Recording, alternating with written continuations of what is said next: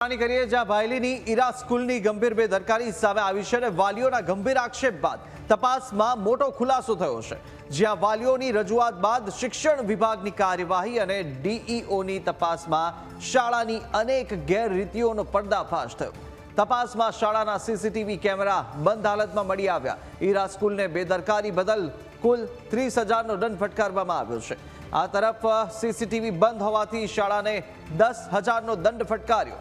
લાયકાત વગરના શિક્ષકો રાખવા બદલ પણ 10,000નો દંડ। કચેરીમાંથી ટીમ તપાસ કરવા ગયેલ હતી।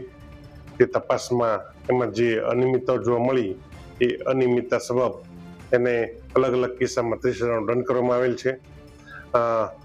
કલમ 17 પ્રમાણે માનસિક શારીરિક અને માનસિક ત્રાસ માટે એ ઉપરાંત સરકારી આદેશોનું પાલન ન કરવા બાબત તેમજ કલમ નંબર 23 અન્વયે લાયકાત વગરના શિક્ષકો રાખવા સબબ એને 10,000નો દંડ કરેલ છે।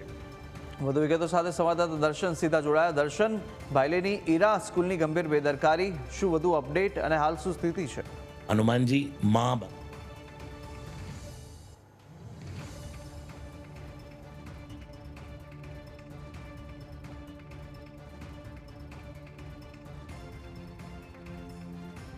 વાલીઓ પોતાના બાળકને લઈને અહીં ફરિયાદ કરવામાં આવી હતી। ડીઈઓ કચેરી ખાતે ફરિયાદ કરવામાં આવી હતી। ફરિયાદમાં અલગ અલગ જે બાબતો હતી તેની ફરિયાદ કરવામાં આવી હતી। તેને આધારે જે જિલ્લા શિક્ષણ અધિકારી છે તેમના દ્વારા એક ટીમ બનાવવામાં આવી અને ટીમ અહીં મોકલવામાં આવી। ટીમ દ્વારા આ જે શાળા છે તેની તપાસ કરવામાં આવે છે। તપાસ દરમિયાન જે અનેક ગેરરીતિઓ છે તે સામે આવી હતી, જેની અંદર જે શાળામાં સીસીટીવી કેમેરા હતા તે પણ બંધ હાલતમાં જોવા મળ્યા હતા।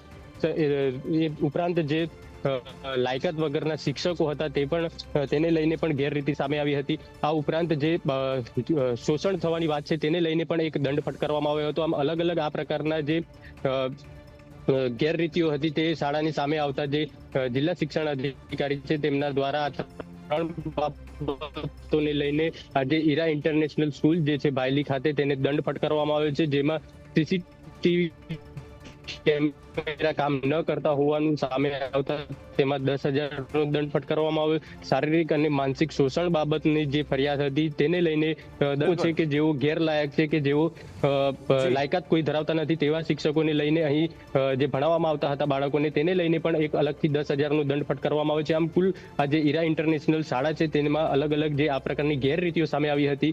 તપાસ દરમિયાન તેને લઈને હાલ સમગ્ર મામલે જે છે તેને 30,000નો દંડ ફટકારવામાં આવ્યો છે। આ ઉપરાંત એક કમિટીની પણ રચના કરવામાં આવી છે અને જે શોષણની વાત છે તેને લઈને આ કમિટી દ્વારા તપાસ કરવામાં આવશે। કમિટીની અંદર જે અલગ અલગ જે મનોચિકિત્સક હોય કે પછી અન્ય જે એક્સપર્ટ્સ હોય તે રિપોર્ટ તૈયાર કરશે અને રિપોર્ટ આગામી સમયમાં સબમિટ કરવામાં આવશે।